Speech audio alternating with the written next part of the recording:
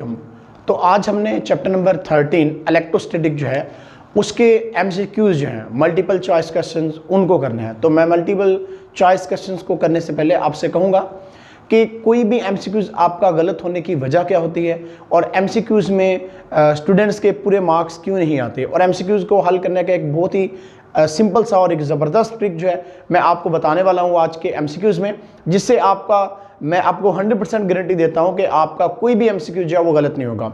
तो सबसे पहले कि आपने जब भी एमसीक्यूज को, एक्सरसाइज के एमसीक्यूज को आपने करना है तो आपने काम क्या करना है, आपने जो भी आपका सिलेबस है, यानी जस्ट लाइक जैसे हमारा चैप्टर नंबर 13 है इलेक्ट्रोस्टैटिक, तो हम इस पूरे चैप्टर को क्या करते हैं, इस पूरे चैप्टर को रिवाइज करते हैं।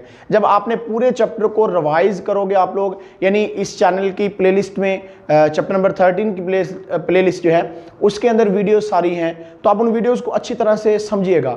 जब आप उन वीडियोस को अच्छी तरह से समझ लेंगे, आप उन वीडियोस को अच्छी तरह से देख लेंगे, आपको हर किसी के बारे में पता चल जाएगा, टॉपिक के बारे में कि चार्ज प्रोड्यूस कैसे होता है और पॉजिटिव और नेगेटिव चार्ज कैसे प्रोड्यूस होते हैं, यानी प्रोडक्शन ऑफ चार्ज की हम बात कर रहे हैं। इस तरह से कूलम्स लॉ है, इलेक्ट्रिक फील्ड है, इलेक्ट्रिक फील्ड इंटेंसिटी है, कैपेसिटर है, यूज ऑफ कैपेसिटर है, और हज़ार्ड्स ऑफ जो इलेक्ट्रोस्टैटिक्स के हैं वो, और इस तरह की बहुत सी चीज़ें आपके माइंड में जो है वो क्लियर हो जाएंगी, जिससे आपको इस एक्सरसाइज के एमसीक्यूज करने में कोई प्रॉब्लम पेश नहीं आएगी। तो इसलिए आपने पहले सबसे, जब भी आपने एक्सरसाइज के एमसीक्यूज करने हैं तो आपने पूरे चैप्टर की जो थ्योरी है इसको आपने अच्छी तरह से ध्यान से एक एक लाइन को अपने रीड करना है, तो जिससे आपके एक्सरसाइज के एमसीक्यूज गलत होने के चांसेस कम हो जाएंगे और आपके मार्क्स जो हैं वो भी अच्छे एमसीक्यूज में आएंगे और आपके पूरे मार्क्स आने के चांसेस भी जो हैं वो बढ़ जाते हैं। जो स्टार्ट करते हैं एक्सरसाइज के मल्टीपल चॉइस क्वेश्चन। तो सबसे पहला जो एमसीक्यूज की स्टेटमेंट है उसको हम रीड करते हैं। तो एमसीक्यूज की स्टेटमेंट को भी बड़े ध्यान से आपने रीड करना होता है, और जो उसमें मल्टीपल चॉइस दिए होते हैं वो भी आपने ध्यान से देखने होते हैं, तो फिर एमसीक्यूज में आपके पूरे मार्क्स आते हैं। और फिर आपको मैं कहता हूँ कि 100% गारंटी है, अगर आप ये जो चीज़ें मैंने आपको बताई हैं वो सारी कर लो तो 100% मैं कह सकता हूँ कि आपके एमसीक्यूज जो है वो गलत होने का जो चांस है वो बहुत ही ज़्यादा कम हो जाएगा।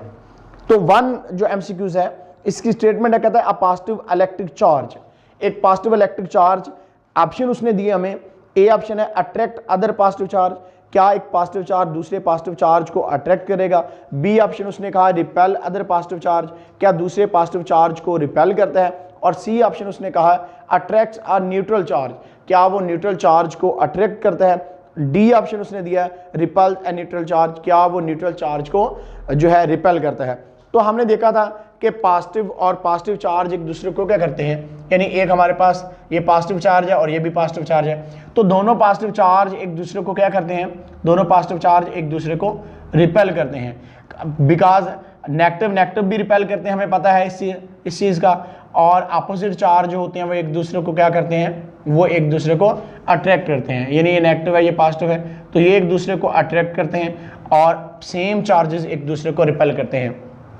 तो उसने स्टेटमेंट में पूछा था a positive electric charge attract other positive charge, क्या दूसरे पॉजिटिव चार्ज को वो अट्रैक्ट कर रहा है, तो आप देखें यहाँ पे कि नहीं, वो तो रिपेल कर रहा है, repel other positive charge. B option उसने दिया रिपेल अदर पॉजिटिव चार्ज, तो इसका मतलब ये सही आंसर है, बिकॉज आप देखें यहाँ पे कि पॉजिटिव और पॉजिटिव चार्ज एक दूसरे को क्या करते हैं, रिपेल करते हैं। तो इसलिए इसका एमसीक्यूज का जो सही आंसर है वो बी है। तो ये हम लिख लेते हैं यहाँ पे रिपेल अदर पॉजिटिव चार्ज।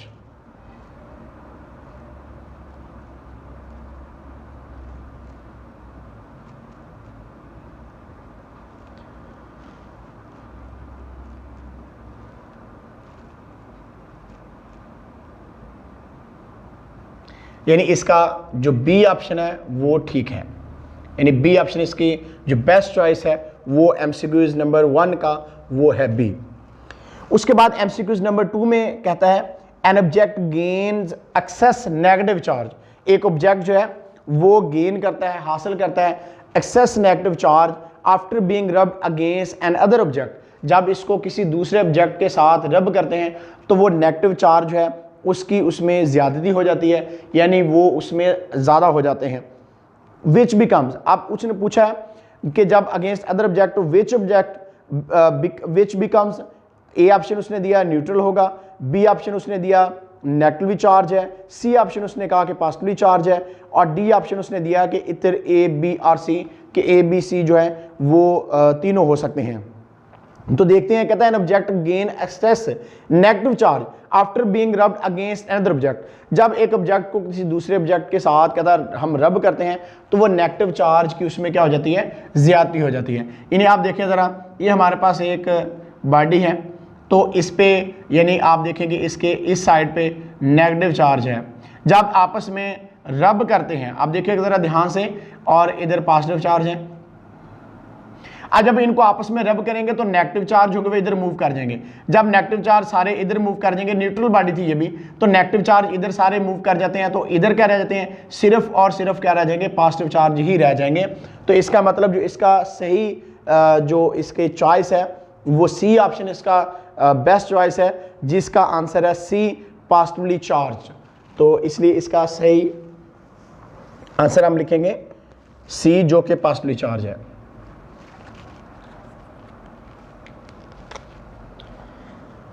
तो ये हमारे पास है जी पॉजिटिवली चार्ज।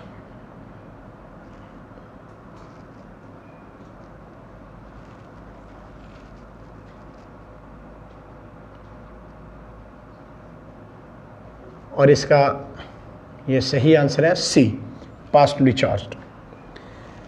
एमसीक्यूज नंबर जो है 3 है, इसकी स्टेटमेंट को हम ध्यान से रीड करते हैं।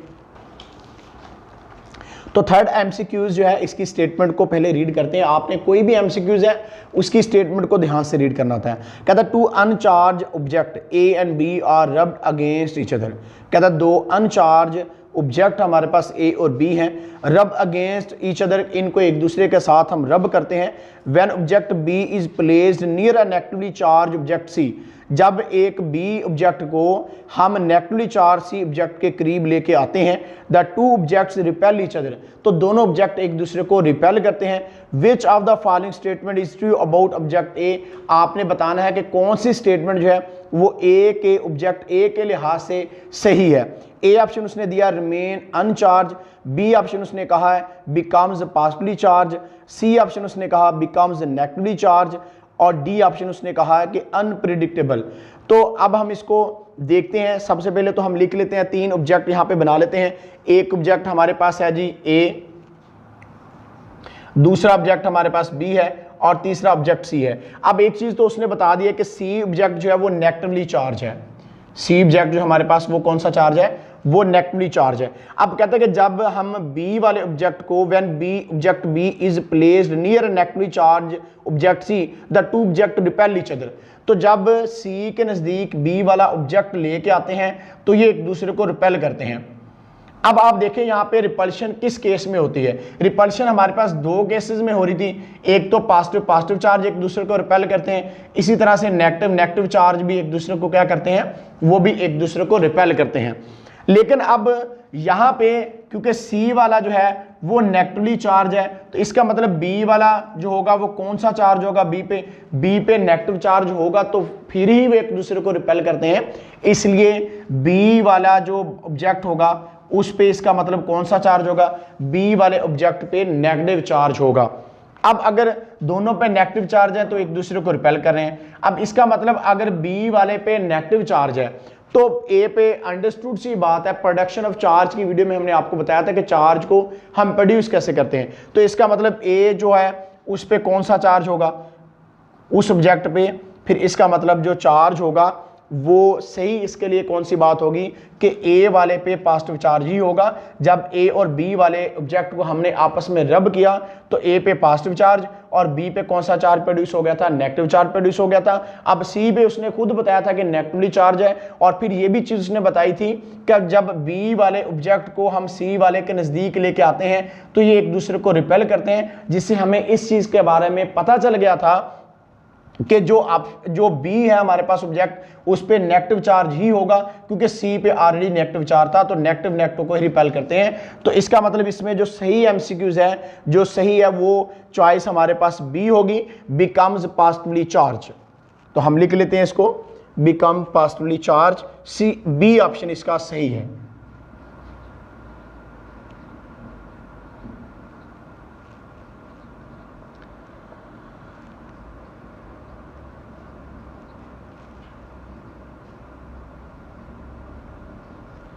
जो कि इसका MCQs बी है, तो ये इसकी सही बेस्ट चॉइस है।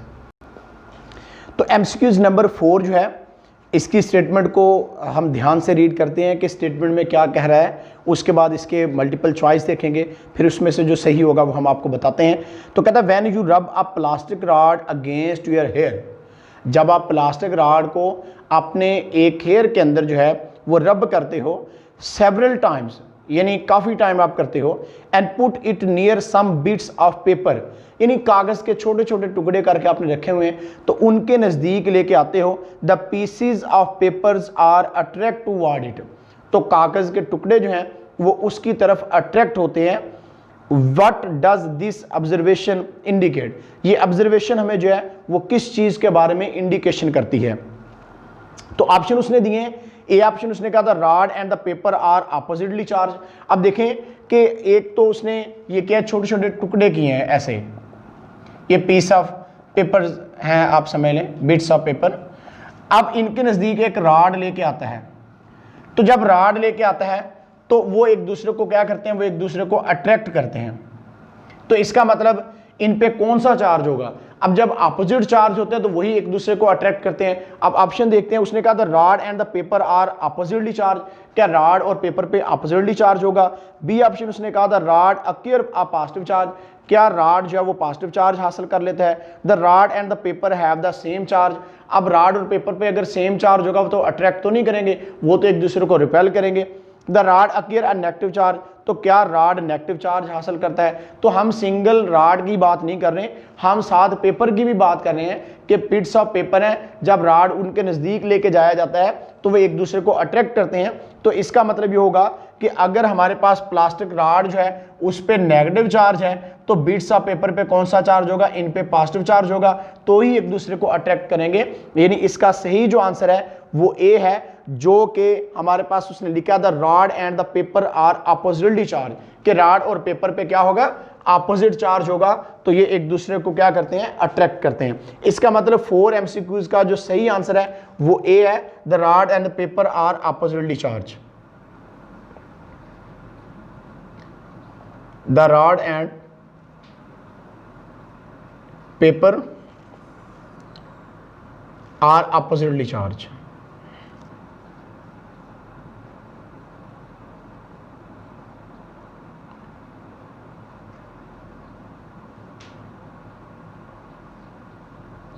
तो ये ऑप्शन नंबर ए है इसका, तो ये सही है इसका। अच्छा जी, नेक्स्ट MCQs नंबर जो है हमारे पास है वो 5 है, तो इसकी स्टेटमेंट को हम ध्यान से रीड करते हैं। According to Coulomb's law, Coulomb's law के मुताबिक कहता है कि what happen to the attraction of two oppositely charge object as the distance of separation increase, यानी दो अपोजिटली चार्ज पहले हम यहाँ पे बना लेते हैं, एक हमारे पास पॉजिटिव चार्ज है और दूसरा हमारे पास कौन सा है, नेगेटिव चार्ज है। ये पॉजिटिव चार्ज है और ये हमारे पास क्या है, नेगेटिव चार्ज है। अब कहता है according to Coulomb's law what happen to the attraction of two oppositely charge. अब देखिए अपोजिट चार्ज है, एक दूसरे को अट्रैक्ट करते हैं, तो कहता है इन पे क्या फर्क पड़ता है, व्हाट हैपन्स क्या होता है, और charge object as their distance of separation increase, अगर इनके दरमियान डिस्टेंस जो है उसको हम बढ़ा देंगे तो इनके दरमियान क्या होने वाला है, फोर्स को क्या होगा। यानी कोलम्स लॉ में कहता है what happen to the attraction of two oppositely charge object as the distance of separation increase, तो इसमें हमने बताना यह है कि क्या उनके दरमियान फोर्स जो होगी वो डिस्टेंस के बढ़ाने से, ए ऑप्शन उसने कहा इंक्रीज होगी, बी ऑप्शन उसने कहा डिक्रीज होगी, सी ऑप्शन उसने कहा रिमेन अनचेंज होगी, डी ऑप्शन उसने कहा कैन नॉट बी डिटरमाइंड, कि इसको हम डिटरमाइन ही नहीं कर सकते। तो इसका सही आंसर देखने के लिए हम सबसे पहले कोलम्स लॉ को लिखते हैं। हमें पता है Coulomb's law F equal to K Q1 Q2 by are square होता था। के कोलम्स कांस्टेंट था, Q1 चार्ज था, Q2 भी क्या था, चार्ज था। तो दो चार्जेस हमने बना लिए। अब अगर इनके दरमियान डिस्टेंस, ये R इनके सेंटर के दरमियान डिस्टेंस होता था। अब अगर हम देखें यहाँ पे तो कोलम फोर्स जो है वो directly proportional to magnitude of charges के जो है वो डायरेक्टली प्रोपोर्शनल है, यानी मैग्नीट्यूड ऑफ चार्ज अगर बढ़ता है तो कोलम फोर्स बढ़ती है। इनवर्सली रिलेशन अगर देखें फोर्स का तो वो डिस्टेंस के साथ है, स्क्वायर और डिस्टेंस के इनवर्सली प्रोपोर्शनल है। यानी अगर डिस्टेंस डिक्रीज होता है तो फोर्स इंक्रीज होगी, और अगर डिस्टेंस इंक्रीज होता है तो फोर्स क्या हो जाएगी, डिक्रीज हो जाएगी। तो आप देखें, अब अगर चार्जेस के दरमियान हम डिस्टेंस बढ़ा देते हैं तो कॉलम फोर्स क्या हो जाएगी, कॉलम फोर्स डिक्रीज हो जाएगी। तो इसमें जो ऑप्शन इसका बी ऑप्शन उसने जो दिया हुआ है, बी ऑप्शन डिक्रीजेज, तो ये सही इसका ऑप्शन है कि यानी जब चार्जेस के दरमियान जो सेपरेशन हम कर रहे हैं उन चार्जेस का डिस्टेंस बढ़ा देंगे तो डिस्टेंस के बढ़ाने से फोर्स क्या हो जाएगी, फोर्स डिक्रीज हो जाएगी। तो इसका सही ऑप्शन बी है कि फोर्स क्या होगी, डिक्रीज होगी। तो डिक्रीज हम लिख लेते हैं यहां पे,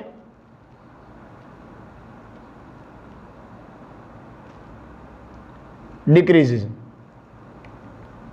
जो कि इसका सही ऑप्शन बी है। अब एमसीक्यूज नंबर 6 की स्टेटमेंट को रीड करते हैं। कहता था Coulomb's law is valid for the charges which are.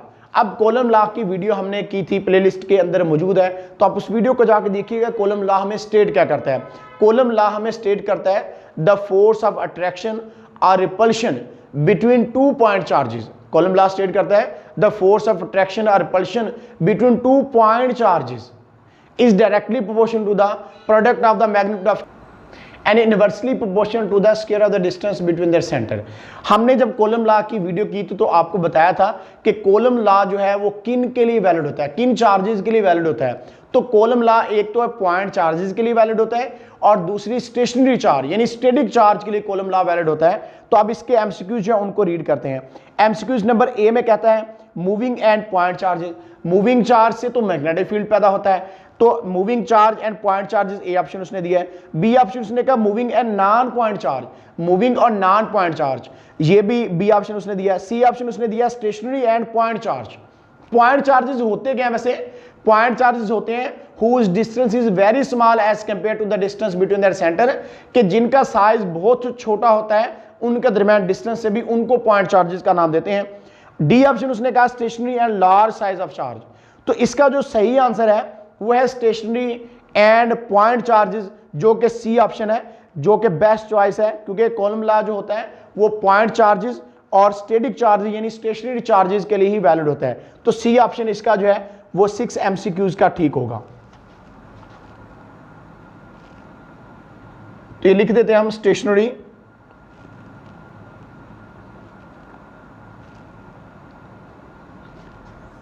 And point charge.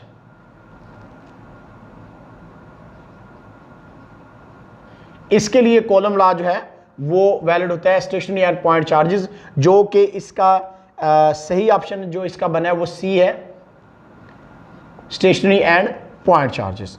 अब एमसीक्यूज नंबर 7 को जो है उसकी स्टेटमेंट को रीड करते हैं। कहता है कि a positive and a negative charge are initially 4 centimetre apart. यानी एक हमारे पास पॉजिटिव चार्ज है और एक हमारे पास कौन सा चार्ज है, एक हमारे पास नेगेटिव चार्ज है, और इनिशियली ये इनके दरमियान जो डिस्टेंस है वो कहता है कि हमारे पास जो 4 सेंटीमीटर है। सपोज करें ये हमारे पास चार्जेस हैं जिनके दरमियान इनिशियली जो डिस्टेंस है वो 4 सेंटीमीटर है,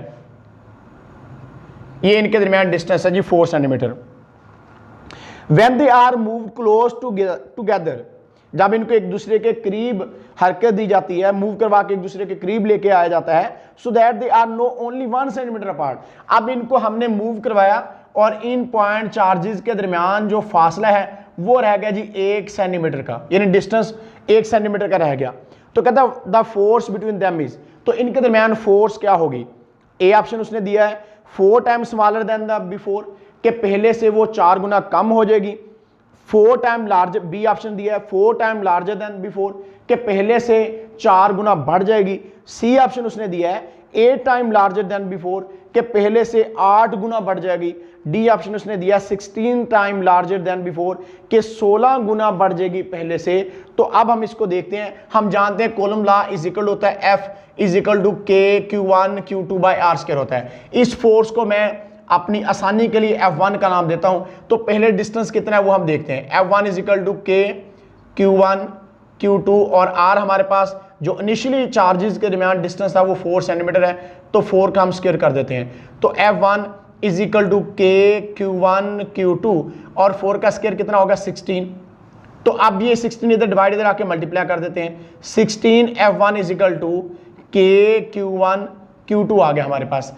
अब यही कॉलम लॉ हम अप्लाई करते हैं जब उन चार्जेस के दरमियान डिस्टेंस कितना हो गया, 1 सेंटीमीटर हो गया, तो इसको हम F2 का फोर्स को नाम देते हैं KQ1 Q2 over R square होगा।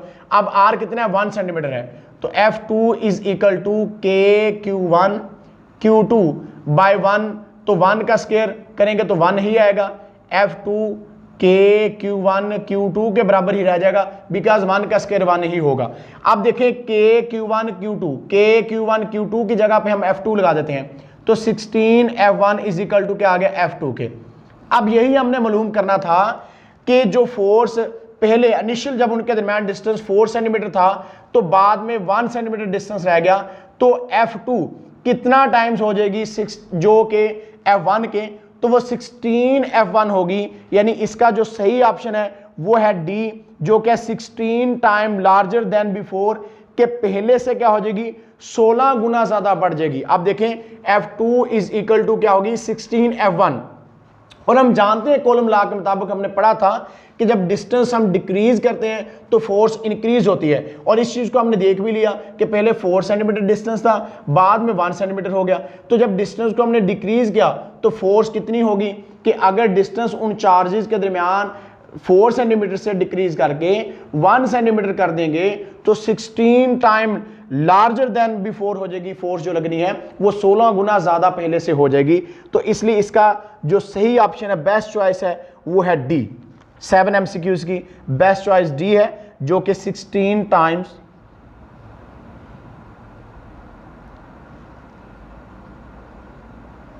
लार्जर देन बिफोर है।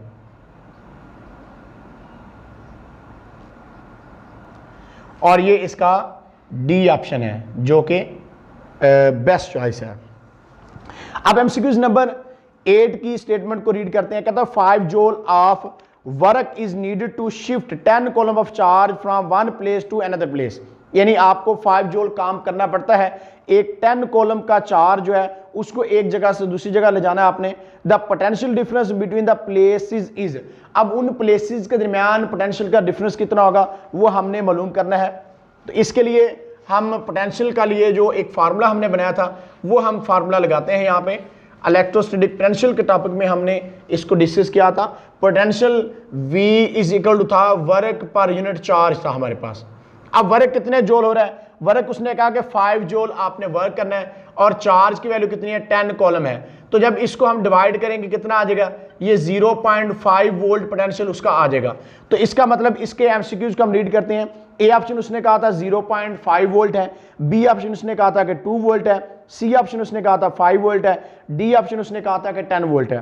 तो इसका जो सही आंसर आएगा वो 0.5 वोल्ट होगा। यानी जब आपने 5 जूल वर्क किया की जरूरत आपको है, किसी 10 कॉलम चार्ज को एक जगह से दूसरी जगह ले जाना है, तो आपको कब पोटेंशियल उसका कितना चाहिए होगा, 0.5 वोल्ट। ए ऑप्शन इसका 8 का जो है वो सही है, 0.5 वोल्ट।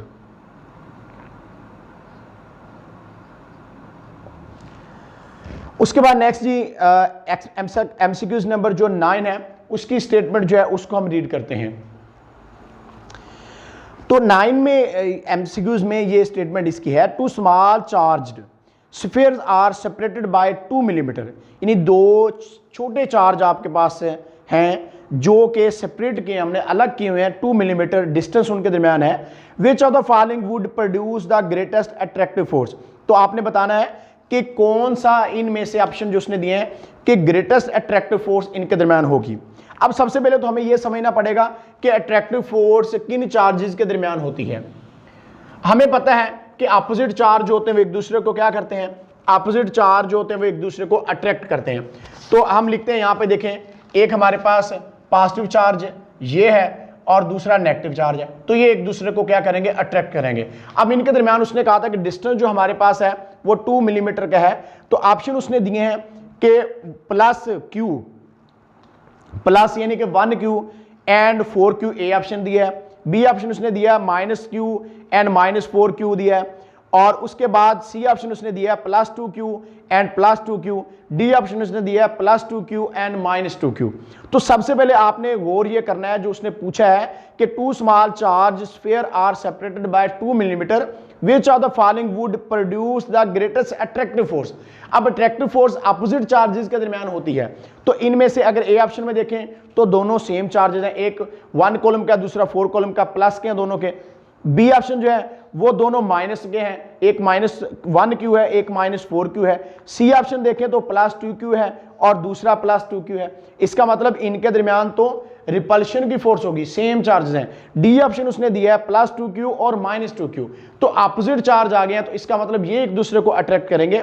तो डी इसका जो ऑप्शन है वो ठीक है, लिख देते हैं हम यहां पे डी ऑप्शन इसका जो है +2q and -2q।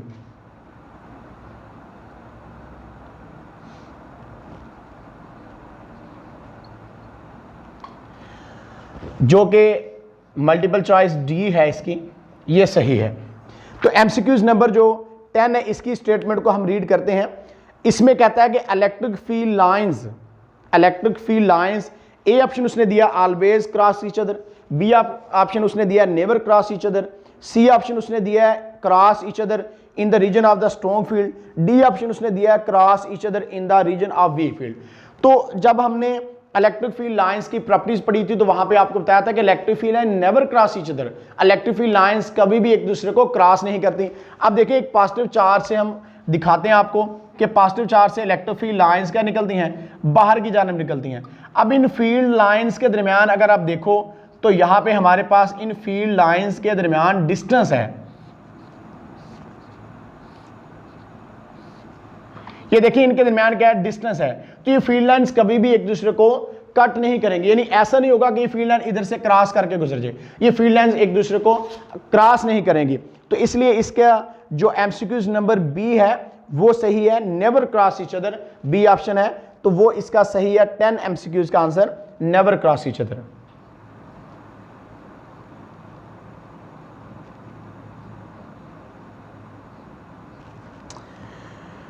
Never cross each other.